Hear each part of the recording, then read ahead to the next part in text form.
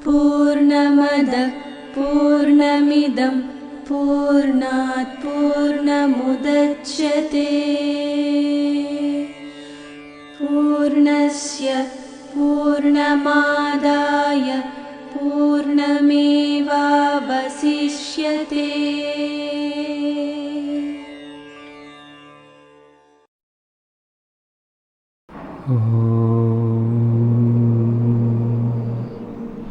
व्यासाय विष्णुरूपाय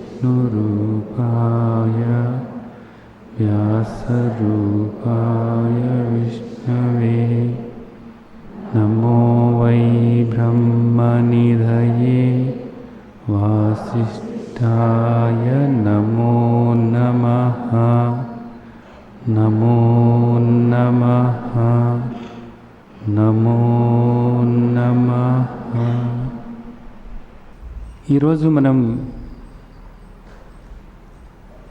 8వ అధ్యాయం అక్షర పరబ్రహ్మ యోగం మాట్లాడుకోవాల్సి ఉంది. దీనికి ముందు 7వ అధ్యాయంలోని చిట్ట చివరి 2 శ్లోకాలు ఒకసారి గుర్తు చేసుకుందాం. జరా మరణ మోక్షాయ మామాశ్రిత్య యతంతియే. ఎవరైతే ఈ జనన మరణ చక్రం నుంచి బయటపడాలి అని అనుకుంటున్నారో, అలా బయటపడాలి అని అనుకున్నప్పుడు ఎవరైతే మామాశ్రిత్య ఆ తండ్రిని ఆశ్రయించి దీనికోసం ప్రయత్నం చేస్తున్నారో, అంటే దీని అర్థం ఏమిటి? జరా మరణము అంటే జననము మరణము. దేనికి జననము, దేనికి మరణము? అంటే ఈ జనన మరణాలు అనేటటువంటివి నిజానికి ఈ దేహానికి సంబంధమైనటువంటివి. అంటే ఇవి అపర ప్రకృతికి సంబంధమైనటువంటివి. అపర ప్రకృతి అంటే ఏది? అపర ప్రకృతి మనకు మన తండ్రి చెప్పారు, పంచభూతాలు మనస్సు, బుద్ధి, అహంకారం. ఇది అపర ప్రకృతి అనబడుతుంది, అష్ట ప్రకృతి అనబడుతుంది. ఈ అపర ప్రకృతి నుంచి నేను బయటపడాలి, అపర ప్రకృతి నుంచి, ఈ అష్ట ప్రకృతి నుంచి, ఈ మాయ నుంచి బయటపడాలి అని ఎవరైతే అనుకుంటారో వాళ్ళు ఏం చేయాలట? ఏం చేస్తే మాయ నుంచి బయటపడతారనేది ఆ తండ్రి చెప్పారు. మాయకు ఆవల ఉన్నటువంటి నన్ను పట్టుకున్నప్పుడు ఈ మాయ నుండి నువ్వు బయటపడతావు అనేటటువంటిది మన తండ్రి చెప్పారు కదా. త్రిగుణాత్మకమైనటువంటి ఈ మాయ ఏదైతే ఉందో, ఈ అపర ప్రకృతి ఏదైతే ఉందో, ఈ అష్ట ప్రకృతి ఏదైతే ఉందో, ఈ దుఃఖాన్ని కలిగించేటటువంటిది ఏదైతే ఉందో, ఈ జనన మరణ చక్రాలకు కారణమైనటువంటిది ఏదైతే ఉందో, దీని నుండి నువ్వు బయటపడాలి అని అనుకున్నప్పుడు దీనికి ఆవల ఉన్నటువంటి, దీనికి అతీతంగా ఉన్నటువంటి పరప్రకృతి శాశ్వతమైనటువంటి పరప్రకృతిని నీవు పట్టుకున్నప్పుడే అప్పుడు నీవు బయటపడతావు అనేటటువంటిది ఆ తండ్రి చెప్పారు. దీనికోసమని ప్రయత్నం చేయాలి. ఏ విధంగా ప్రయత్నం చేయాలని చెప్పారు? నీ పాపకర్మల నుండి నీవు బయటపడాలి అనుకున్నప్పుడు ఇప్పుడు పుణ్యకర్మలు ఆచరించాలి. పుణ్యకర్మలను ఆచరించటం ద్వారా గత జన్మ తాలూకు పాపకర్మల యొక్క ఫలాలు ఏవైతే ఉన్నాయో వాటి నుండి నీవు బయటపడి అప్పుడు యథార్థమైనటువంటి భక్తి భావన నువ్వు ఏర్పరచుకోవటానికి వీలవుతుంది. అప్పుడు సరైనటువంటి శ్రద్ధ నీవు ఏర్పరచుకోగలుగుతావు అనేటటువంటిది మనకు మన తండ్రి చెప్పటం జరిగింది. ఆ విధంగా ఎవరైతే చేస్తారో వాళ్ళు తే బ్రహ్మ తద్విదు కృష్ణం ఆధ్యాత్మం కర్మ చాకిలం. వాళ్ళు తెలుసుకుంటారట.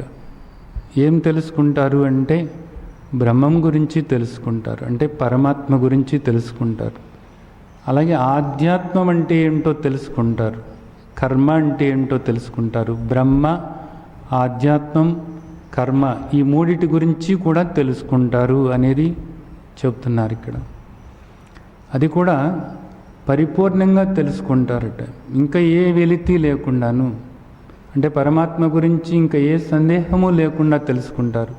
అలాగే ఆధ్యాత్మం అంటే ఏంటి అన్నది పూర్తిగా తెలుసుకుంటారు. అసలు కర్మ అంటే ఏంటి అని కర్మ గురించి పూర్తి అవగాహన ఏర్పరచుకొని కర్మ గురించి కూడా పూర్ణంగా తెలుసుకుంటారు. అలాగే తర్వాత సాధిభూతాది దైవం మాం సాధి యజ్ఞం చేయే విదుహు ప్రయాణకాలేపి చ మాం తే విధుర్యుక్త చేతస. ఇక్కడ కూడా అధిభూతం, అధిదైవం, అధియజ్ఞం ఈ మూడింటి గురించి కూడా తెలుసుకుంటారు. సరే, బాగానే ఉంది. ఇక్కడ ఏం చెప్పారు? బ్రహ్మము, ఆధ్యాత్మము, కర్మ, అలాగే అధిభూతము, అధిదైవము, అధియజ్ఞము ఈ 6 కూడా తెలుసుకుంటారు. ఎవరు తెలుసుకుంటారు? ఎవరైతే ఈ అపర ప్రకృతిని దాటి, ఈ మాయను దాటి ఆవల ఉన్నటువంటి పరప్రకృతి నిత్య సర్వగత స్థాణు అచల సనాతన అవ్యక్త అచింత్య అవికార ఆత్మస్వరూపం, పరమాత్మ స్వరూపము ఏదైతే ఉందో ఆ పరమాత్మ స్వరూపమే ప్రత్యేగాత్మగా తెలుసుకొని, అంటే సాక్షి చైతన్య స్వరూపంగా తెలుసుకొని ఎవరైతే ఉంటారో వాళ్ళు దీని నుంచి బయటపడతారు అనేటటువంటిది మనకు ఇక్కడ ఈ శ్లోకాల్లో చెబుతున్నారు. అంటే ఇప్పుడు ఇక్కడ ఈ 6గా చెప్పినప్పటికీ కూడా బ్రహ్మము, కర్మ, ఆధ్యాత్మము, అధిభూతము, అధిదైవము, అధియజ్ఞము 6గా చెప్పారు. ఇక్కడ ఈ 6 ఏదో కాదు, ఒక్కటే అని, ఏకమే అని ఎవరైతే తెలుసుకుంటారో వాళ్ళు ప్రయాణ కాలంలో కూడా, అంటే అంత్యకాలంలో కూడా ఏ ఎరుకతో ఉండాలో ఆ ఎరుకతో ఉంటారు అనేటటువంటిది చెప్తున్నారు. అది అంటే చాలా ముఖ్యమైనటువంటి విషయం. సాధకుడు, ఏ సాధకుడైనప్పటికీ కూడా చివరికి చనిపోవాల్సిందే. ఆ అంత్యకాలము అంటే చనిపోయే సమయం. ఆ చిట్ట చివరి సమయంలో ఏ విధంగా ఉండాలో మనకు తెలియచేస్తున్నారు. ఏ విధంగా ఉండాలి? ఏ స్మరణలో ఉండాలి? ఏ స్మరణతో ఉంటే మరలా జన్మ లేకుండా నువ్వు చేసుకోగలుగుతావు. ఆ స్మరణలో ఉండాలి అంటే ఈ 6 విషయాలు కూడా నీకు స్పష్టంగా అవగాహన అవ్వాలి. బ్రహ్మం గురించి నీకు తెలవాలి, ఆధ్యాత్మం గురించి నీకు తెలవాలి, కర్మ గురించి తెలవాలి, అధిభూతం గురించి తెలవాలి, అది దైవం గురించి తెలవాలి, అది యజ్ఞం గురించి తెలవాలి. ఈ 6 గురించి సరైనటువంటి అవగాహన నువ్వు ఏర్పరచుకున్నప్పుడు ఈ 6 కూడా వేరు కాదు, ఈ 6 కూడా ఏకమే అని తెలుసుకున్నప్పుడు, ఆ ఏకదృష్టి నువ్వు ఏర్పరచుకున్నప్పుడు, ఎప్పుడు ఏర్పరచుకోవాలి? ఆ అంత్యకాలంలోన కాదు, నిరంతరము కూడా ఇది అభ్యాసం చేస్తూ ఆ దృష్టితో నువ్వు ఉన్నప్పుడు ఆ అంత్యకాలంలో కూడా ఈ ఎరుకతో, ఈ గుర్తుతో, ఈ స్ఫురణలో నువ్వు ఉండటానికి వీలవుతుంది అనేటటువంటిది ఇక్కడ మనకు జ్ఞాన విజ్ఞాన యోగంలో చెప్పారనమాట. ఆయన చెప్పినటువంటి జ్ఞానం అంతా కూడా మనకు అనుభవంగా మారాలి అనుకున్నప్పుడు ఈ 2 శ్లోకాల గురించి సరైన అవగాహన ఏర్పరచుకోవాల్సి ఉంది అనేది ఇక్కడ మనం అర్థం చేసుకోవాలి. వీటి గురించి వివరణ అంతా కూడా తర్వాత అధ్యాయం 8వ అధ్యాయంలో మనకు మన తండ్రి స్పష్టంగా తెలియజేస్తున్నారు. ఇప్పుడు 8వ అధ్యాయ అక్షర బ్రహ్మయోగము లేక అక్షర పరబ్రహ్మ యోగము. అక్షర పరబ్రహ్మ యోగము, ఇది అక్షర పరబ్రహ్మ యోగము. అక్షర అన్న మాటకు అర్థం ఏమిటి అంటే క్షరం కానటువంటిది, నాశనం కానటువంటిది. నాశనం కానటువంటిది ఏదైతే ఉందో అది అక్షరము అనబడుతుంది. అంటే నిత్యమైనటువంటి, సత్యమైనటువంటి పరబ్రహ్మ, అంటే పరమాత్మ గురించి ఒక అవగాహన ఏర్పరచుకోవటానికి ఈ అధ్యాయం మనకు ఉపయోగపడుతుందన్నమాట. అంటే ఇక్కడ ఈ అధ్యాయం మనం చూసినట్లయితే క్రిందటి అధ్యాయంలో చివరి 2 శ్లోకాల్లోనూ ఆయన చెప్పినటువంటి ఆ 6 విషయాలు, 7వ విషయం వచ్చి ఆ అంత్యకాలంలో ఏ ఎరుకతో ఉండాలో ఆ ఎరుకతో ఉంటారు అనేటటువంటి 7వ విషయము. ఈ 7 విషయాల గురించి కూడా ఈ అధ్యాయంలో మనకు మన తండ్రి ఎంతో స్పష్టంగా తెలియజేయబోతున్నారు. సరే, అర్జున ఉవాచ కిం తద్బ్రహ్మ కిం ఆధ్యాత్మం కిం కర్మ పురుషోత్తమ అధిభూతం చ కిం ప్రోక్తం అధిదైవం కిముచ్యతే. ఇక్కడ దీనిలో అర్జునుడు అడుగుతున్నాడు, ఇందాక మీరు చెప్పారు కదా ఆ 6 విషయాలు, అలాగే 7వ విషయం ఏంటి అంత్యకాలం గురించిని, వాటి గురించి నేను తెలుసుకోవాలనుకుంటున్నాను.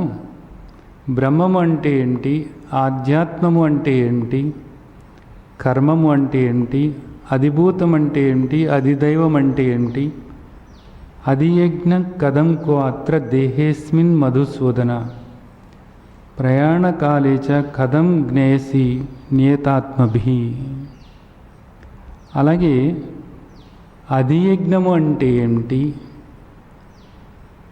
ఈ అధియజ్ఞము అనేటటువంటిది దేహంలో ఏ విధంగా ఉంటుంది, అలాగే ప్రయాణకాలంలో ఏ విధంగా గుర్తు చేయబడుతుంది, గుర్తుంచుకోవటానికి ఏ విధంగా కుదురుతుంది అనేటటువంటిది ఇక్కడ ఈ ప్రశ్నలు అడుగుతున్నారు. అంటే మామూలుగా అయితే ఇవి 7 ప్రశ్నలు ఉన్నాయి. ఇక్కడ అర్జునుడు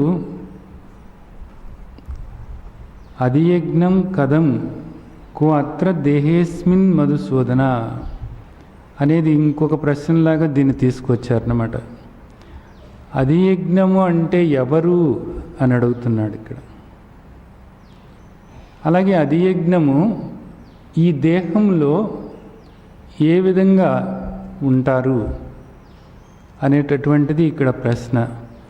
అలాగే అంత్యకాలంలో ఏ విధంగా గుర్తుంచుకోగలము అనేటటువంటిది అర్జునుడు అడుగుతున్నటువంటి ప్రశ్న. గుర్తుంచుకోవాల్సినటువంటి ముఖ్యమైనటువంటి విషయం ఇది. ఇవన్నీ కూడా వేరు కాదు, ఇవన్నీ కూడా ఏకమైనటువంటి పరమాత్మ గురించి తెలియచేసేటటువంటివే ఈ పదాలన్నీ కూడా. ఇక్కడ ఏంటంటే మనకి 2 రకాలైనటువంటి ప్రకృతుల గురించి చెప్పారు 7వ అధ్యాయంలోనే. అపర ప్రకృతి, పర ప్రకృతి. ఈ రెండిటి గురించినటువంటి వివరమే ఇక్కడ ఇస్తున్నారు. ఈ 2 కూడా ఏదో కాదు, పరమాత్మ ఆ తండ్రి యొక్క ప్రకృతి అనేటటువంటిది మనం తెలుసుకున్నాం. అంటే భగవంతుడు, భగవంతుని యొక్క శక్తి అనేటటువంటిది మనం గత అధ్యాయంలో మనం తెలుసుకున్నాం. ఇక్కడ అడిగినటువంటి ఈ ప్రశ్నలన్నిటికీ కూడా సమాధానం ఏమిటంటే వేరువేరుగా కాదు, ఇవన్నీ కూడా ఏకమైనటువంటిదే అనే దృష్టి నువ్వు ఏర్పరచుకోవాలి అన్నదే ముఖ్యమైనటువంటి ఉద్దేశం ఇది. కాబట్టి దీన్ని అర్థం చేసుకోవటానికి ప్రయత్నం చేద్దాం.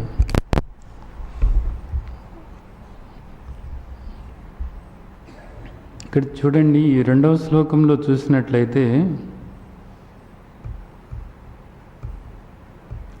మధుసూదన అనేటటువంటి ఒక మాట. మధుసూదన అన్నప్పుడు ఏంటంటే మధు అన్న మాటకు అర్థం ఏంటంటే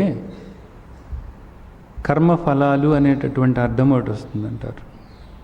శోధన అంటే ఏంటంటే వాటిని నశింపచేసేవాడు అట.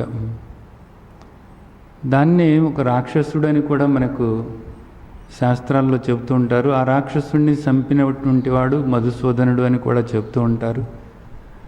ఇక్కడ మధు అన్న మాటకు అర్థం ఏంటంటే కర్మఫలాలు అట. ఏమిటి ఆ కర్మఫలాలు? 3 రకాలైనటువంటి కర్మ ఫలాలు మనకు ఉన్నాయి. ఏమిటి ఆ 3 కూడాను? ఆగామి, సంచితము, ప్రారబ్ధము. ఈ 3 వల్లనే మనం ఇక్కడ ఈ జనన మరణ చక్రంలో పడుతూ ఉన్నాము. ఇప్పుడు ఇక్కడ ఏమంటున్నాడు అర్జునుడు అంటే, మధుసూదన, మా కర్మఫలాలను నాశనం చేసేటటువంటి తండ్రి అని మాట్లాడుతున్నాడు. అధియజ్ఞం కో అత్ర దేహేస్మిన్ మధుసూదన. అధియజ్ఞం కథం కో అత్ర దేహేస్మిన్ మధుసూదన. అధియజ్ఞం ఎవరు, ఈ దేహంలో ఎలా ఉంటారు మధుసూదన అంటే, ఈ లోపల ఉన్నటువంటి ఆయనే ఈ కర్మఫలాల్ని ధ్వంసం చేసేవాడా అన్నది అర్జునుడి మాటలో ఇక్కడ మనకు ఓ సూచన కనపడుతూనే ఉంది ఇక్కడ. సరే, తర్వాత భగవాన్ వాచ, భగవంతుడు ఏం చెబుతున్నారు అర్థం చేసుకోవటానికి ప్రయత్నం చేద్దాం.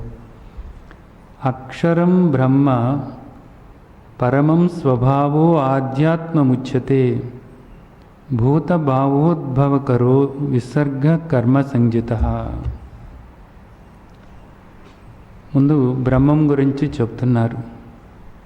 అక్షరం బ్రహ్మ పరమం.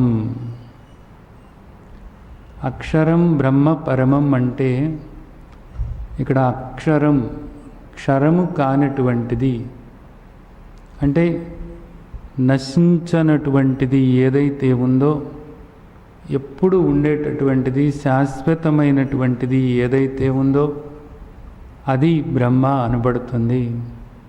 ఇంకొక మాట పరమం అన్నారు. పరమం అన్నదానికి ఏంటంటే సర్వోన్నతమైనటువంటి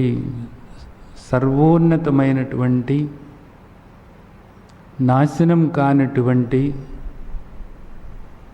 ఆ బ్రహ్మ అనేది ఇక్కడ చెప్తున్నారు. అక్షరం బ్రహ్మ పరమం 2 రకాలుగా కూడా చెప్తున్నారు అన్నమాట.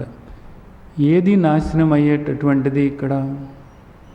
ఇక్కడ మనం చూసేటటువంటిది ప్రతిదీ కూడా నాశనం అయ్యేటటువంటిది. దేహాల దగ్గర నుంచి మనం చూసేటటువంటిది ఈ చరాచర సృష్టి ప్రతిదీ కూడా మారేటటువంటిది, ప్రతిదీ కూడా నాశనం అయ్యేటటువంటిది. ఇదంతా కూడా అపర ప్రకృతి. ఈ అష్ట ప్రకృతి ప్రతిదీ కూడా నాశనం అయ్యేటటువంటిది. కానీ దీనికి ఆధారమైనటువంటి, దీనికి భిన్నమైనటువంటి, దీనికి ఆధారమై దీనికి పూర్తిగా భిన్నమైనటువంటి పరప్రకృతి ఏదైతే ఉందో ఆ పరప్రకృతి శాశ్వతమైనటువంటిది. అది ఎప్పటికీ కూడా నాశనం కానటువంటిది. ఆ పరప్రకృతి ఏదైతే ఉందో అదే పరమాత్మ అనబడుతుంది. ఆ పరమాత్మే ఇక్కడ బ్రహ్మ అనబడుతుంది. బ్రహ్మ అంటే ఇక్కడ అర్థం ఏమిటి? పరమాత్మ అని ఇక్కడ మనం అర్థం చేసుకోవాలి. బ్రహ్మ అంటే మనకి బ్రహ్మదేవుడు కాదు. బ్రహ్మ ఈజ్ ఈక్వల్ టు పరమాత్మ. పరమాత్మ అంటే ఏంటి? నాశనం కానటువంటి శాశ్వతమైనటువంటి. అలాగే బ్రహ్మ అన్న మాటకు ఒక అర్థం ఉంది. ఏమిటంటే బృహ అనేటటువంటి ఒక మాట నుంచి బ్రహ్మ అన్నది వచ్చింది. బృహత్ అంటే పెద్దది. పెద్దది అంటే ఇంకా అంతకన్నా పెద్దది ఏమీ లేదు. దేంతోనూ కూడా పోల్చటానికి వీలు కానటువంటిది ఏదైతే ఉందో అది బ్రహ్మ అనబడుతుంది. అంటే పరమాత్మను దేంతోనూ కూడా పోల్చటానికి వీలు కాదు. మిగిలినవన్నిటికీ కూడా ఏమవుతుందంటే ఒక పరిధి ఉంటుందన్నమాట. ఇవన్నీ కూడా దేశానికి కాలానికి పరిమితమైపోయి ఉంటాయన్నమాట. ఒకసారి ఉంటాయి, ఒకసారి ఉండవు. ఒక ప్రాంతానికి పరిమితమై ఉంటాయి. వీటికి సరిహద్దులు ఉంటాయి. కానీ బ్రహ్మ అన్నప్పుడు సరిహద్దులు, ఏ సరిహద్దులు కూడా లేకుండా, ఆది అంతము కూడా లేకుండా ఉన్నటువంటిది బ్రహ్మ అనబడుతుంది. ఆది అంతము లేనటువంటిది, శాశ్వతమైనటువంటిది, నశింపనటువంటిది ఏదైతే ఉందో అది బ్రహ్మ అనబడుతుంది అనేది ఇక్కడ మనకు ఈ బోధలో చెప్తున్నారు మన తండ్రి. అక్షరం బ్రహ్మ పరమం. తర్వాత స్వభావో ఆధ్యాత్మముచ్యతే. స్వభావో ఆధ్యాత్మముచ్యతే అంటాను.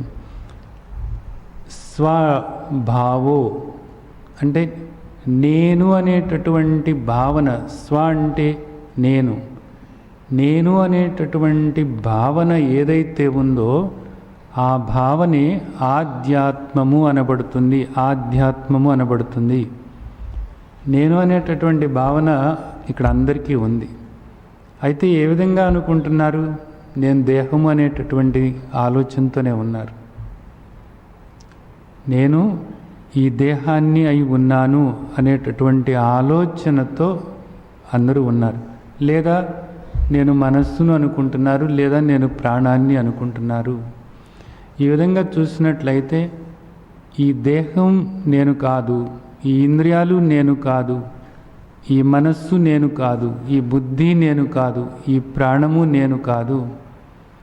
వీటన్నిటికీ భిన్నంగా ఉండి వీటన్నిటికీ కూడా సాక్షి స్వరూపమై, చైతన్య స్వరూపమై, సాక్షి చైతన్య స్వరూపమై నేను ఉన్నాను అని ఎవరైతే తెలుసుకుంటారో వాళ్ళు వీటికి భిన్నంగా ఉన్నటువంటి తమ్ము తాము తెలుసుకున్నట్లవుతుంది. అంటే భిన్నంగా ఉన్న తమ్ము తాము తెలుసుకోవటం అంటే ప్రత్యేగాత్మ అంటారు దీన్ని. ఈ దేహము నేను అనేటటువంటి శబ్దం ఏమిటంటే ఆత్మ అని. ఈ దేహము నేను అనుకున్నప్పుడు దేహాత్మ అంటారు. ఇంద్రియాలు నేను అనుకుంటే ఇంద్రియాత్మ. అలాగే మనస్సు బుద్ధి నేను అనుకుంటే బుద్ధ్యాత్మ అవుతుంది. ఈ ప్రాణమే నేను అనుకుంటే ప్రాణాత్మ అవుతుంది. అలాగే నేను చేస్తున్నాను అనుకున్నప్పుడు కర్తాత్మ అంటారు. కానీ ఇవేవీ కూడా నేను కాదు. వీటికి అతీతంగా, వీటికి సాక్షిగా నేను ఉన్నాను. ఏ రూపము కూడా లేకుండా కేవలము చైతన్య స్వరూపమై, అంటే గమనిక స్వరూపమై, సాక్షి స్వరూపమై తెలుసుకునేవాడిగా జ్ఞానస్వరూపంగా నేను ఉన్నాను అని ఎవరైతే వాళ్ళు తెలుసుకుంటారో ఆ విధంగా తెలుసుకోవటం ఏమిటంటే అది ప్రత్యేగాత్మగా తన్ను తాను తెలుసుకున్నాడని ప్రత్యేగాత్మ అంటారు. ఇవన్నీ కూడా అపరాత్మలు. వీటికి భిన్నంగా తాను వేరుగా ఉన్నాను అని, ప్రత్యేగాత్మ స్వరూపమే నేను అని, సాక్షి చైతన్య స్వరూపమే నేను అని తెలుసుకోవటము ఏదైతే ఉందో అది ఆధ్యాత్మము అనబడుతుంది. ఆధ్యాత్మము అంటే ఏంటి? ఆధ్యాత్మము అంటే ఈ దేహంలో ఉన్నటువంటి ఆత్మ స్వరూపము ఏదైతే ఉందో, ఆత్మ ఏదైతే ఉందో ఆ ఆత్మే ఆధ్యాత్మము అనబడుతుంది.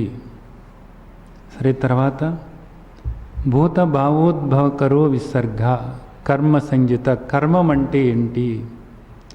ఇక్కడ కర్మ అంటారు అందరూ కూడా.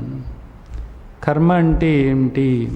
భూత భావోద్భవకరో విసర్గ కర్మ సంజిత అంటున్నారు. భూత భావ ఉద్భవ ఈ మాటలు ఉన్నాయి ఇక్కడ. భూత భావోద్భవకర విసర్గ కర్మ సంజిత అంటే ఏంటి? ఇక్కడ మనం జీవుల్ని చూస్తూ ఉంటాం.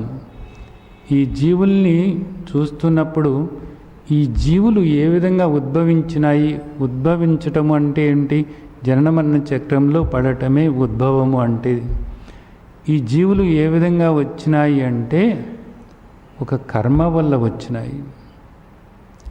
ఈ జీవులు ఇక్కడ ఈ విధంగా ఉండటానికి కారణం ఏమిటంటే ఒక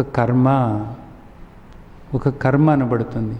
సరే, ఇక్కడ ఏమంటున్నారంటే భూత భావోద్భవకరో విసర్గ కర్మ సంజిత అంటున్నారన్నమాట. అంటే ఏంటి దాని అర్థం? ఇక్కడ మనమందరము కూడా ఉన్నాము.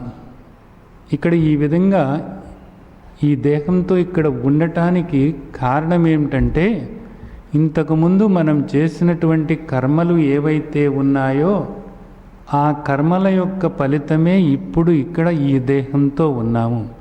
ఇక్కడ ఏ జీవి అయినప్పటికీ కూడా, ఏ దేహంతో ఉన్నప్పటికీ కూడా దానికి కారణం ఏంటంటే అంతకుముందు చేసినటువంటి కర్మలు ఏవైతే ఉన్నాయో ఆ కర్మల యొక్క ఫలితమే ఇప్పుడు ఈ జన్మలు. ఈ దేహం మనం ధరించామంటే దానికి కారణం ఏంటంటే ఇంతకుముందు మనం చేసినటువంటి కర్మలే అనేది మనకు చెప్తున్నారు. ఇక్కడ కూడా అదే చెప్తున్నారు. ఏమని చెప్తున్నారు?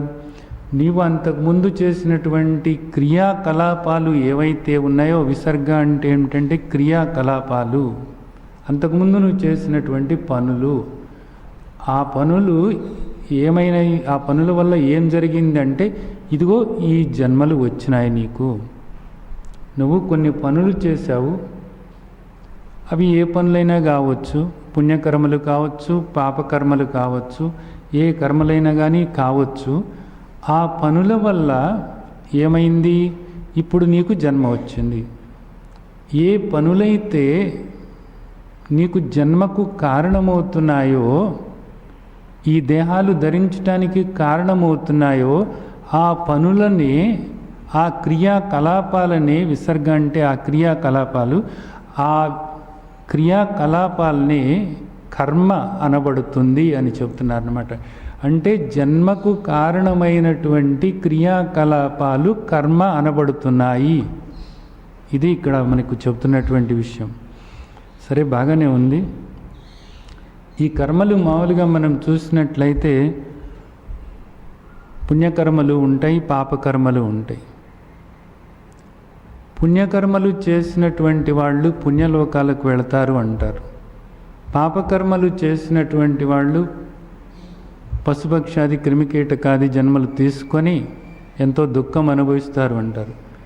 మిశ్రమ కర్మలు ఎవరికైతే చేసి ఉన్నారో ఆ మిశ్రమ కర్మల యొక్క, అంటే కొన్ని పుణ్యకర్మలు కొన్ని పాపకర్మలు ఎవరైతే చేశారో ఆ కర్మల ఫలితంగా ఇక్కడ మానవ జన్మ పొందుతారు అనేది చెప్తున్నారు.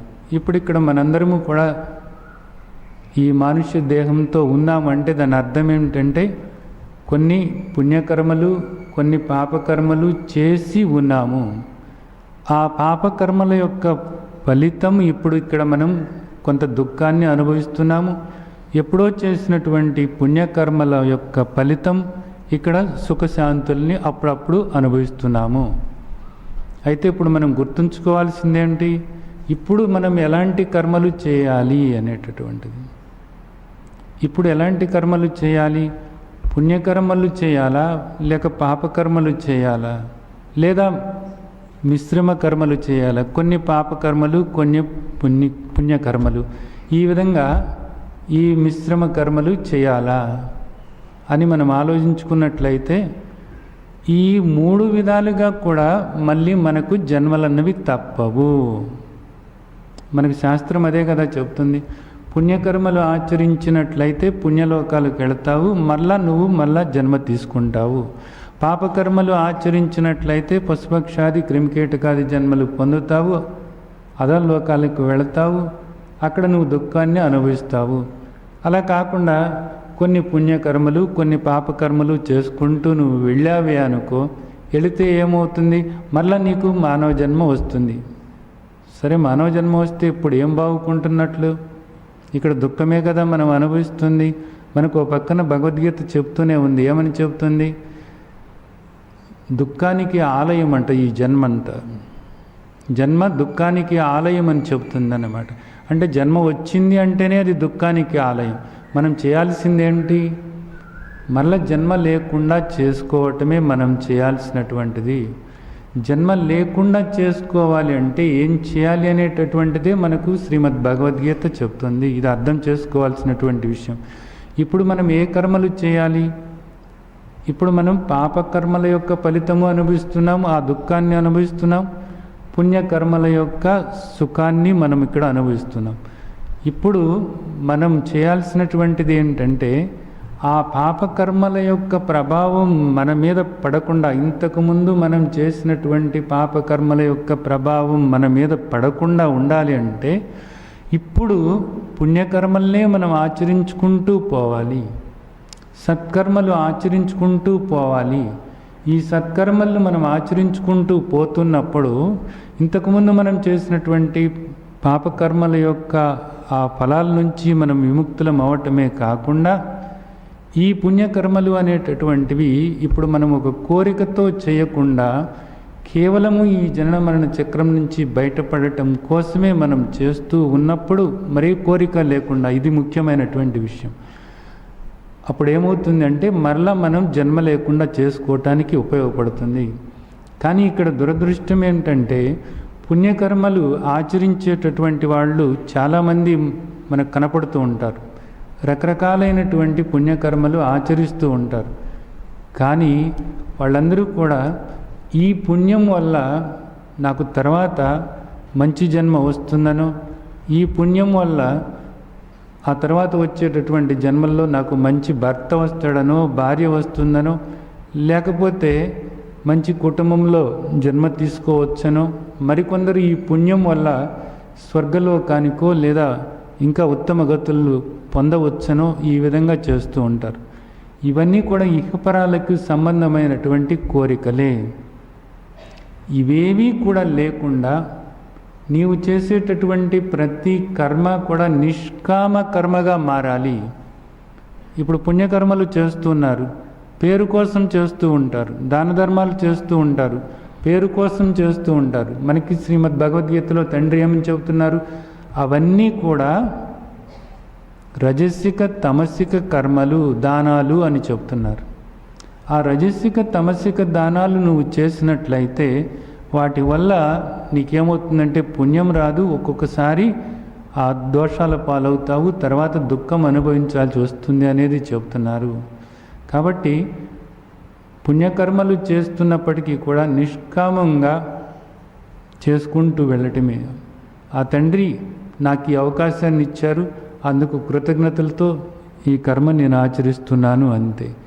కర్మ అన్నప్పుడు మళ్ళీ మనం గుర్తుంచుకోవాలి, మానసిక కర్మ, వాక్ కర్మ, శారీరక కర్మ.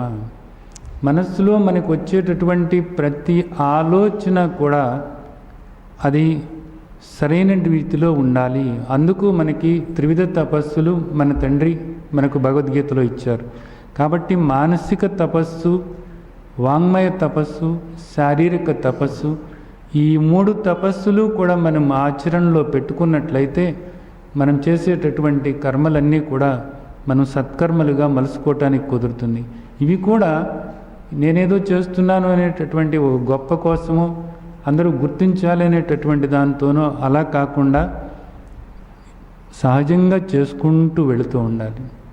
ఏ కోరిక లేకుండా, ఏది ఆశించకుండా అలా చేసుకుంటూ వెళుతూ ఉన్నప్పుడు ఈ త్రివిధ తపస్సులన్నీ కూడా మనకు ఎంతో సహాయకారిగా మారుతాయి. ఎందుకు, ఏమిటి సహాయము అంటే ఇక్కడేదో నువ్వు బాగుకోవటం అనేటటువంటిది కాదు, ఇక్కడ నువ్వేదో పొందటం అనేటటువంటిది కాదు, మరలా నువ్వు జన్మ లేకుండా చేసుకోవటానికి సహాయకారిగా మారాలి. అంటే ఈ దుఃఖం నుండి, ఈ జనన మరణ చక్రం నుంచి నువ్వు శాశ్వతంగా బయటపడాలి అని అనుకున్నప్పుడు ఈ కర్మలన్నీ కూడా నిష్కామంగా, ఎక్కడ ఏ కొద్దిపాటి ఆలోచన కూడా లేకుండా అలా చేసుకుంటూ కృతజ్ఞత భావనతో చేసుకుంటూ వెళుతూ ఉన్నప్పుడు ఈ సత్కర్మలన్నీ కూడా నీకు మోక్షం పొందటానికి వీలవుతాయి.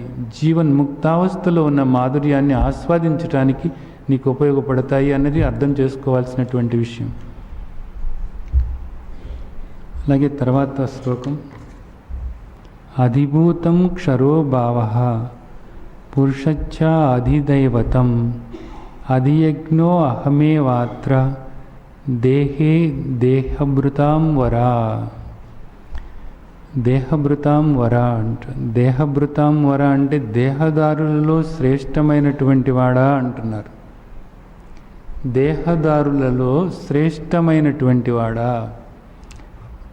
ఇక్కడ చాలా జీవులు ఉన్నాయి, అవన్నీ దేహాలతోనే ఉన్నాయి, అవన్నీ కూడా దేహాలతోనే ఉన్నాయి. 84 లక్షల జీవరాశి అంటారు.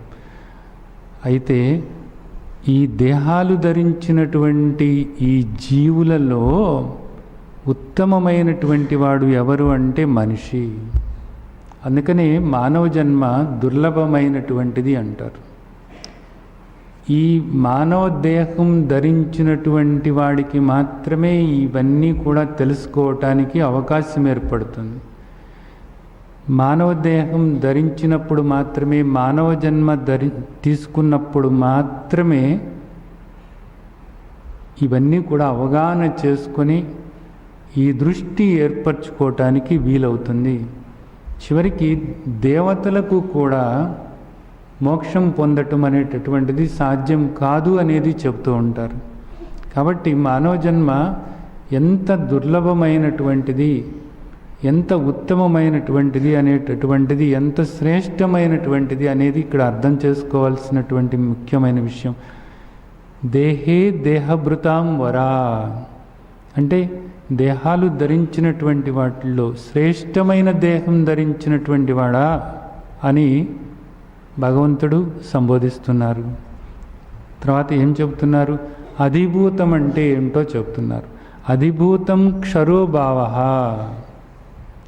అధిభూతం అంటే ఏంటంటే క్షరమైపోయేటటువంటిది ఏదైతే ఉందో, ఇక్కడ మనకు కనపడేటటువంటిదంతా కూడా క్షరమయ్యేటటువంటిది, అంటే నశించేటటువంటిది.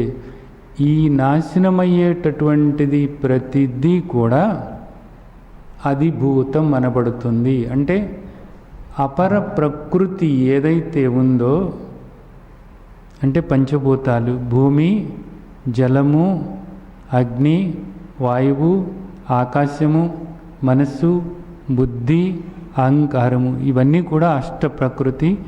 ఇవన్నీ కూడా నాశనమయ్యేటటువంటిది. ఇదంతా కూడా అపర ప్రకృతి అంతా కూడా మనకు గోచరమయ్యేటటువంటిది, అంతా కూడా నాశనమైపోయేటటువంటిది. దీన్నంతటినీ ఏమంటారు అంటే అధిభూతము అంటారు అన్నమాట. అంటే ఇదంతా కూడా నాశనమైపోయేటటువంటిది అష్ట ప్రకృతి. ఎవరిది ఇదంతా కూడా?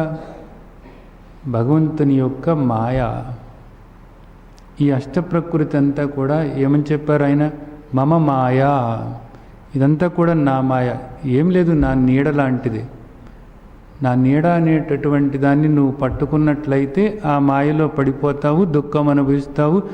ఆ నీడను వదిలి నన్ను తెలుసుకో అనేటటువంటిదే కదా మనకు క్రిందటి అధ్యాయంలో ఆ తండ్రి చెప్పారు.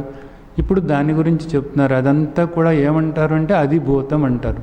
ఏమిటి? ఇదంతా మారేటటువంటిది, ఇదంతా నాశనమయ్యేటటువంటిది. నాశనమయ్యేటటువంటిది అంతా కూడా అధిభూతం అని అంటారు అనేది చెప్తున్నారంటే.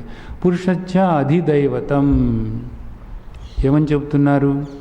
పురుషుడు ఎవరైతే ఉన్నారో ఆ పురుషుణ్ణి అధిదైవతం అంటారనమాట. ఈ పురుషుడు అనేటటువంటి దాన్నే మనకు ఏం చెప్తున్నారంటే సూత్రాత్మ అంటారు, హిరణ్య గర్భుడు అంటారు, నే ప్రజాపతి అంటారనమాట. మనం త్వమాదిదేవ పురుష పురాణ, త్వమాదిదేవ పురుష పురాణ, త్వమస్య విశ్వస్య పరం నిధానం, వేత్తాసి వేద్యంచ పరంచ ధామ, త్వయా తతం విశ్వమనంతరూప, వాయుర్యమో అగ్నిర్వరుణ శశాంక, ప్రజాపతిస్త్వం ప్రపితామహచ్చ. ఆ పురుష అన్నది ఇదిగో ఇదే. అలాగే ప్రజాపతి అనేటటువంటిది కూడా ఇది. సూత్రాత్మ అంటారు, బ్రహ్మ అంటారు, ప్రజాపతి అంటారు, పురుష అంటారు. ఇవన్నీ కూడా ఏమనబడుతున్నాయంటే అధిదైవతం అనబడుతున్నాయి. అంటే ఇక్కడ సర్వవ్యాపకమైనటువంటి తత్వము ఏదైతే ఉందో, అన్నిట్లోనూ కూడా ఉన్నటువంటి ఆ తత్వము ఏదైతే ఉందో, ఆ భగవంతుని యొక్క తత్వము ఏదైతే ఉందో అది అధిదైవతం అనబడుతుంది. తర్వాత అధియజ్ఞో అహమేవాత్ర దేహే దేహభృతాం వరా. ఇది చాలా ముఖ్యమైనటువంటి విషయం. అధియజ్ఞో అహమేవాత్ర. అర్జునుడు ఏమని అడిగాడు?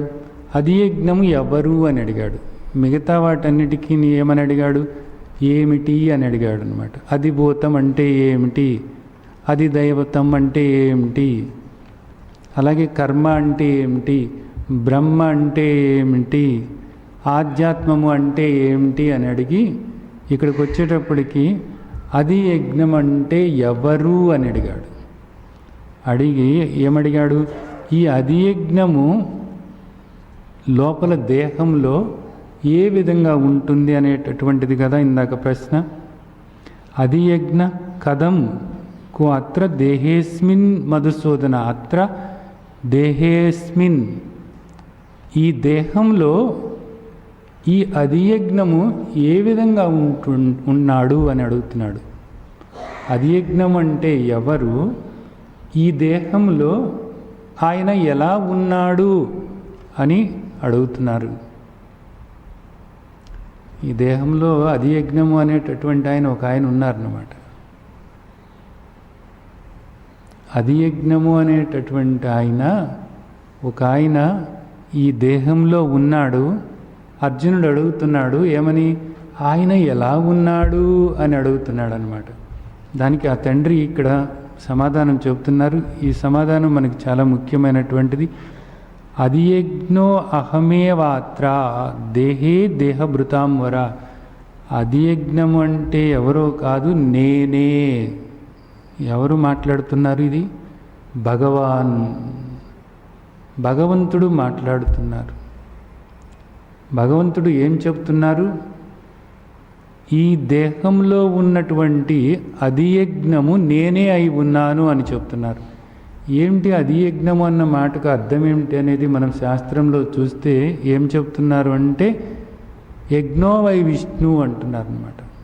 యజ్ఞము అంటే ఏం లేదు, విష్ణువే అని చెప్తున్నారు. విష్ణువు అంటే ఏమిటి అంటే సర్వవ్యాపకమైనటువంటి పరమాత్మే విష్ణువు అనబడుతున్నాడు.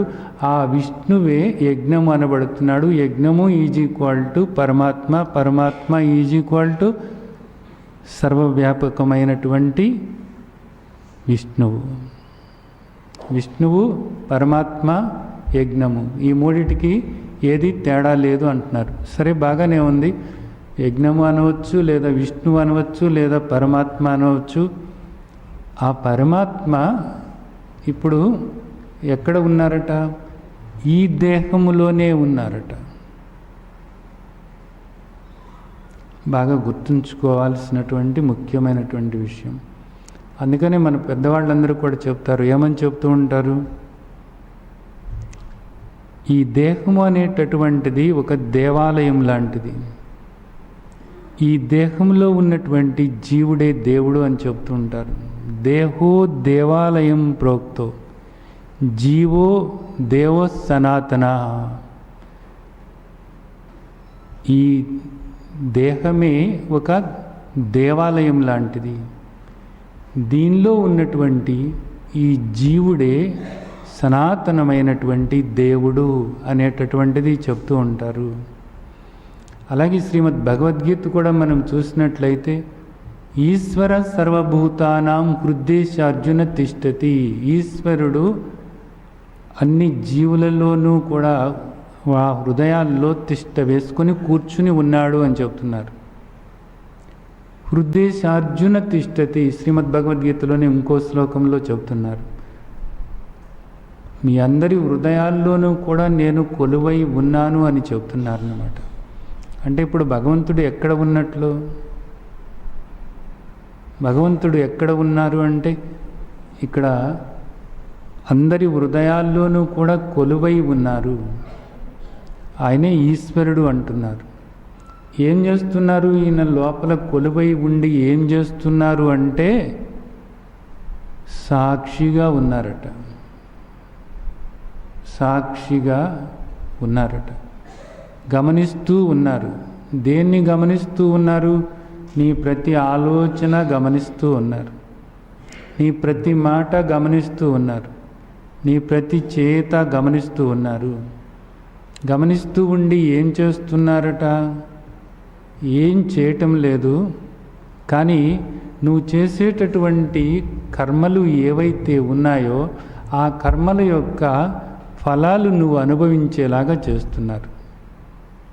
అంటే అది ఆయనకి ఏమి ఒక పని కాదు. నువ్వు ఏ కర్మ చేస్తావో దాని సంబంధమైనటువంటి ఫలం, అది పుణ్యకర్మ అయితే నీవు సుఖాన్ని అనుభవిస్తావు, అది పాపకర్మ అయితే దానికి సంబంధంగా నువ్వు బాధలు పడాల్సి ఉంటుంది. అది అలా జరిగిపోతూ ఉంటుంది. అవి జరుగుతున్నప్పుడు కూడా నువ్వు ఆ పుణ్యకర్మలు చేసి ఆ పుణ్యఫలాన్ని అనుభవిస్తూ నువ్వు సుఖంగా సంతోషంగా ఉన్నప్పుడు నీ ఆలోచనలు ఏ విధంగా ఉంటున్నాయో, మరలా నీ మాటలు ఎలా ఉన్నాయో, నువ్వు పొంగిపోతున్నావో లేకపోతే అహంకారంతో ప్రవర్తిస్తున్నావో, ఇవన్నీ కూడా సాక్షిగా గమనిస్తూనే ఉన్నారు. లేదా నువ్వు పాపకర్మలు చేసి ఆ పాపకర్మల యొక్క ఫలం నువ్వు ఇక్కడ దుఃఖం అనుభవిస్తున్నప్పుడు, ఆ బాధలు పడుతూ ఉన్నప్పుడు, ఆ బాధలు పడుతున్నప్పుడు నువ్వేం చేస్తున్నావో, ఏ దేవుణ్ణి తిడుతున్నావో, ఎవరిని విమర్శిస్తున్నావో, నీ దుఃఖానికి కారణం ఎవరో అనుకుని ఎవరినో ఎంతగా విమర్శిస్తూ వాళ్ళ మీద తగాదాలు పడుతూ వాళ్ళని బాధ పెడుతూ ఎలా ఉంటున్నావో మరలా ఆ తండ్రి ఇక్కడ గమనిస్తూనే ఉన్నారట. మరలా ఏమవుతుంది? మరలా ఇది కర్మగా మారుతుంది. మళ్ళీ ఈ కర్మకు నువ్వు ఫలితం అనుభవించాల్సి వస్తుంది. ఇది ఇక్కడ అర్థం చేసుకోవాల్సినటువంటి ముఖ్యమైనటువంటి విషయం. అది యజ్ఞో అహమేవాత్ర, నీ దేహంలోనే నేను యజ్ఞస్వరూపమై ఉన్నాను. అంటే నీ దేహంలో నేను కొలువై ఉన్నటువంటి ఈశ్వరుణ్ణి అని మనకు స్పష్టంగా చెప్తున్నారు. ఇప్పుడు చూడండి, దేహో దేవాలయం ప్రోక్తో జీవో దేవ నా పర అంటారు, లేదా జీవో దేవ సనాతన అంటారు. ఆ సనాతనమైనటువంటి జీవుడే, ఆ జీవుడు ఎవరో కాదు, నేను నేను నేను అని అనుకుంటున్నావే నువ్వే జీవుడు, జీవాత్మ అని అంటారు. మళ్ళీ ఈ జీవాత్మకు పరమాత్మకు నిజానికి ఏ తేడా లేదు. ఇది కూడా నువ్వు అర్థం చేసుకోవాల్సినటువంటి ముఖ్యమైనటువంటి విషయమే. ఇది కూడా ముఖ్యమైనటువంటి విషయం. ఇది కూడా నువ్వు అర్థం చేసుకుని తీరాలి. ఇప్పుడు నువ్వు ఆ తండ్రి లోపల ఉన్నారు, కానీ నువ్వు ఇప్పుడు ఎలా ప్రవర్తిస్తున్నావు అనేటటువంటిది. ఎదటి దేహాలన్నీ కూడా ఇప్పుడేంటి, అవి కేవలము దేహాలు కాదు, అవన్నీ కూడా దేవాలయాలు, ఈశ్వర ఆలయాలు, విష్ణు ఆలయాలు. విష్ణువే శివుడు, శివుడే విష్ణువు. నువ్వు శివాలయాలు అనుకుంటే శివాలయాలు, విష్ణువాలయాలు అనుకుంటే విష్ణు ఆలయాలు. నువ్వు ఏది అనుకుంటే ఆ దేవాలయాలే అవన్నీ కూడా. నువ్వు ఏ దేవుణ్ణి ఇక్కడ పూజిస్తున్నావో ఆ దేవుని యొక్క ఆలయమే అది నిజానికి.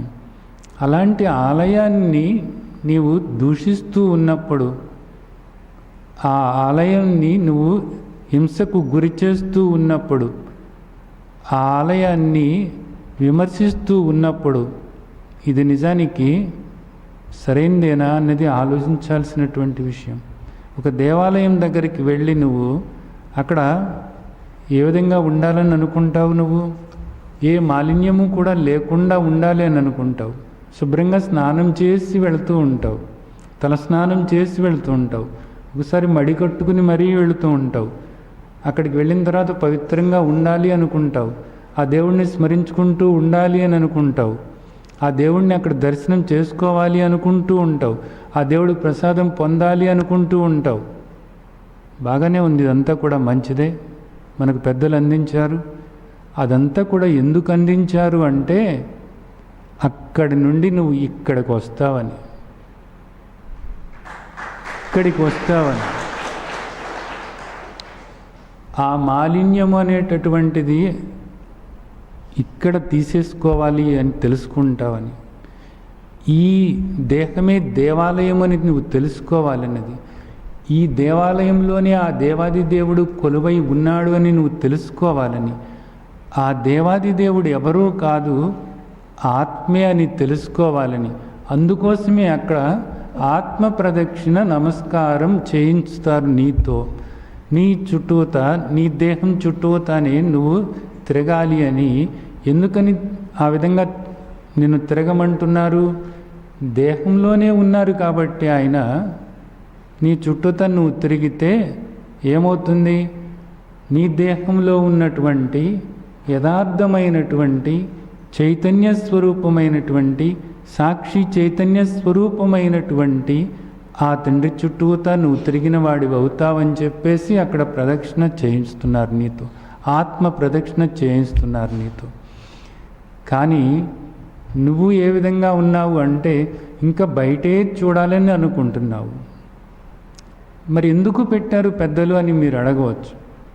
ఎందుకు పెట్టారు అంటే అక్కడ నుండి నీ నడక మొదలవ్వాలని. ఒక్కసారిగా నువ్వు నీ దేహంలోనే భగవంతుడు ఉన్నాడు, ఆత్మగా ఉన్నాడు, అదేదో కాదు నువ్వే అని చెప్తే నువ్వు అర్థం చేసుకోలేవు కాబట్టి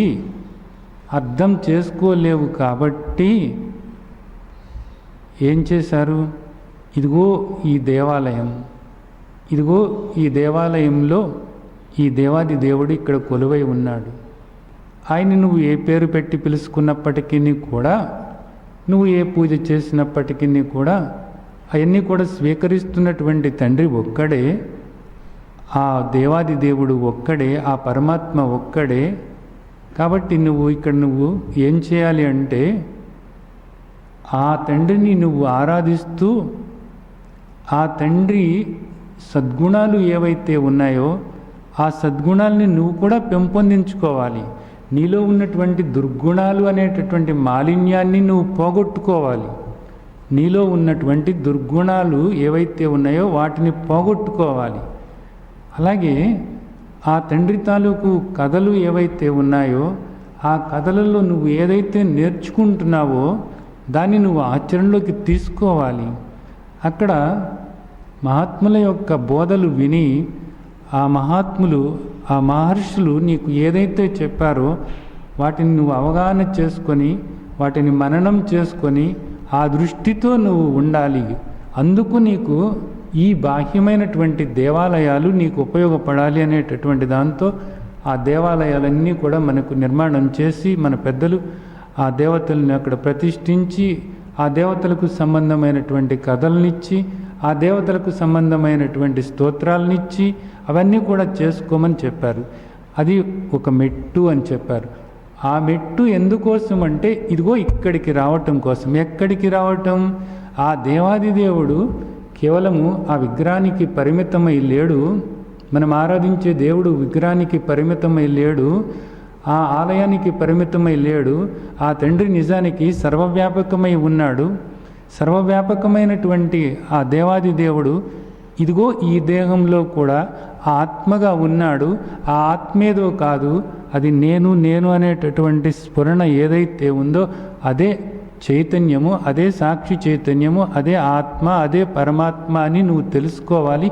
ఈ మెట్టు మీదకి వచ్చినప్పుడే నీవు ఈ జనన మరణ చక్రం నుంచి నీవు బయటపడతావు అనేటటువంటిది మనకు చెప్పారు. కానీ ఇప్పుడు మనం ఏం చేస్తున్నాము? ఆ మొట్టమొదటి మెట్టు మీదే కూర్చుని అదే సర్వస్వము అని అనుకుంటున్నాము, అదే సర్వస్వము అనుకుంటున్నాము. మహర్షులకు మరి ఇదంతా తెలవదా? తెలుసు. కానీ ఎందుకు ఇచ్చారు అంటే అక్కడ మొదలుపెట్టి నడక నెమ్మదిగా ఇక్కడికి రావాలనే ఇచ్చారు. ఇవన్నీ కూడా ఇచ్చింది ఎవరు? వ్యాస భగవానుల వారే మనకు అందించారు. అలాగే శంకర భగవత్పాదుల వారి ఎన్నో స్తోత్రాలు అన్నీ అందించారు. అద్వైతాన్ని మనకు సరైన అవగాహన కల్పించినటువంటి ఆది శంకరాచార్యుల వారు మరి ఎన్నో గుళ్ళను మనకు అందించారు, ఎన్నో స్తోత్రాలు మనకు అందించారు. మరి అలాంటి అద్వైత బోధ చేసినటువంటి ఆది శంకరాచార్యుల వారు ఇవన్నీ ఎందుకు అందించారు అంటే అక్కడ ఉంటారు కాబట్టి, వాళ్ళకి అవన్నీ కావాలి కాబట్టి అవి అర్థం చేసుకుని నెమ్మదిగా వాళ్ళు నడవాలనేటటువంటి సంకల్పంతోనే ఇచ్చారు. కానీ మనిషి ఈరోజు అక్కడ కూరుకుపోయాడు. గుర్తుంచుకోండి, దీని నుంచి బయటపడాలి. ఇది ఒక వాసన.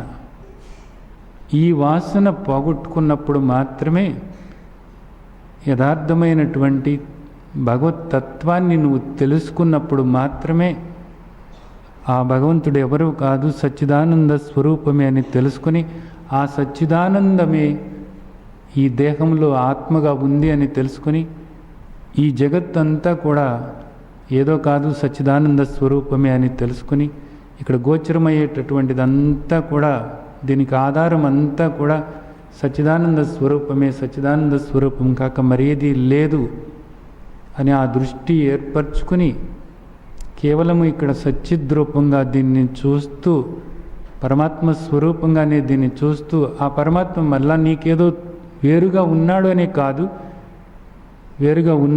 కాదు, అంతా కూడా పరమాత్మ స్వరూపమే, నాతో సహా ఇక్కడ ప్రతిదీ కూడా పరమాత్మ స్వరూపమే అని ఆ దృష్టి ఏర్పరచుకుని ఏది చూస్తున్నా, ఏది వింటున్నా, ఏది స్పర్శిస్తున్నా, ఏది ఆగ్రాణిస్తున్నా ప్రతిదీ కూడా పరమాత్మే అని నీ దృష్టి ఆ విధంగా ఉండాలి. ఇక్కడ మనకు ఈ 7 ప్రశ్నల్లోనూ కూడా మనకు అర్థమవుతున్నది ఏంటంటే, నీవు ఆ దృష్టి ఏర్పరచుకున్నట్లయితే అంత్యకాలంలో కూడా ఆ దృష్టి చెదరకుండా ఉంటుంది అనేటటువంటిది మనకు తర్వాత శ్లోకంలో చెబుతున్నారు అన్నమాట. ఇప్పటికి ఈ 4 శ్లోకాల్లోనూ కూడా ఈ దృష్టి ఏర్పరచుకోవాలి. అందరూ కూడా అంతా కూడా పరమాత్మ కన్నా భిన్నంగా ఏది కూడా లేదు. ఆ పరమాత్మ అంటే మళ్ళీ నామరూపాలకు అతీతమైనటువంటి సచ్చిదానంద స్వరూపమే పరమాత్మ అనబడుతుంది. నీ దేహంలో ఆ పరమాత్మ సాక్షి చైతన్య స్వరూపమై ఉన్నారు. నీ ప్రతి ఆలోచన కూడా సాక్షి గమనిస్తూనే ఉన్నారు. నీ ప్రతి మాట కూడా గమనిస్తూనే ఉన్నారు. నీ ప్రతి చేత కూడా గమనిస్తూనే ఉన్నారు. ఈశ్వర సర్వభూతానాం హృదయేశార్జున తిష్టతి అధియజ్ఞో అహమేవాత్ర దేహే దేహభృతాం వర. ఈ దేహంలో యజ్ఞస్వరూపమై ఉన్నాను, విష్ణు స్వరూపమై ఉన్నాను, సర్వవ్యాపకమైనటువంటి ఆత్మను నేనే, పరమాత్మను నేనే, నీ దేహంలో ఆత్మ నేనే అని ఆ తండ్రి చెప్తున్నారు. అందుకనే అందరూ ఏం చెప్తారు, ఆత్మస్వరూపులారా అని చెప్తారు. అందరిలోనూ భగవంతుడిని చూడండి అని చెప్తారు. అందరినీ భగవత్ స్వరూపంగా చూడండి అంటారు. అందరినీ భగవంతుని స్వరూపంగా అంటే దేహాలు కాదు చూడమనేది, ఈ దేహాలకు ఆధారమైనటువంటి సచ్చిదానంద స్వరూపం ఈ దేహంలో కొలువై ఉంది. ఇది ఒక దేవాలయము అనేటటువంటి దృష్టి ఏర్పరచుకుని అందరితోనూ కూడా ఏ విధంగా ప్రవర్తించాలో మనకు మన తండ్రి చెబుతున్నారు శ్రీమద్ భగవద్గీతలో. ఇవన్నీ కూడా అవగాహన చేసుకుని ఈ దృష్టి ఏర్పరచుకున్నప్పుడు, ఇది స్థిరపరచుకున్నప్పుడు అంతా కూడా పరమాత్మ స్వరూపమే, పరమాత్మకు భిన్నంగా ఏమీ లేదు అనేటటువంటి దృష్టి ఏర్పరచుకున్నప్పుడు ఇక్కడ ప్రతి క్రియాకలాపము కూడా పరమాత్మే, ప్రతి కర్మ కూడా పరమాత్మే, ప్రతి కదలిక కూడా పరమాత్మే, ఏదైనప్పటికీ కూడా పరమాత్మే అని అంతగా అది మీ మనసుల్లో నాటుకున్నప్పుడు అంత్యకాలంలో కూడా మీరు ఏది చేస్తున్నప్పటికీ కూడా, ఈ దేహం ఎక్కడ రాలిపోతున్నప్పటికీ కూడా, ఏ పరిస్థితుల్లో ఉన్నప్పటికీ కూడా ఆ దృష్టి చెదరకుండా అలా కాపాడుకోవటానికి వీలవుతుంది. ఇది చాలా అవసరం. అలా కానప్పుడు ఏమవుతుంది, జడభరతుల్లాగా మారిపోయి దేన్ని చూస్తున్నామో, దేని గురించి ఆలోచిస్తున్నామో మళ్ళా ఆ జన్మ పొందాల్సి ఉంటుంది. కాబట్టి దీన్ని అభ్యాసం చేయాలి. అంతా కూడా పరమాత్మ స్వరూపమే, అందరూ కూడా పరమాత్మ స్వరూపులే, అందరిలోనూ కూడా ఆ తండ్రి కొలువై ఉన్నారు అన్నది లోపల ఇంకిపోయేలాగా చేసుకున్నప్పుడు, నిరంతరము కూడా ఆ దృష్టి ఏర్పరచుకున్నప్పుడు ఇది అద్వైత దృష్టి అనబడుతుంది. ఇంకా ద్వైతం అనేది లేదు, ఉన్నదంతా కూడా ఏకమేవ అద్వితీయం బ్రహ్మ, సర్వం కల్విదం బ్రహ్మ, అయమాత్మ బ్రహ్మ, అహం బ్రహ్మాస్మి, అహం బ్రహ్మాస్మి, అహం బ్రహ్మాస్మి. ఈ దృష్టి మీరందరూ కూడా ఏర్పరచుకుని ఇది స్థిరపరచుకోవాలని ఆశిస్తూ ఆ విధంగా ఆశీర్వదిస్తున్నాను. జై సచ్చిదానంద్.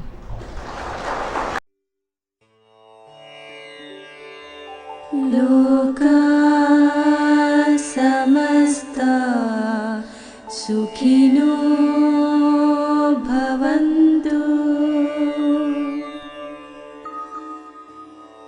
లోకా సమస్తా సుఖినో భవంతు.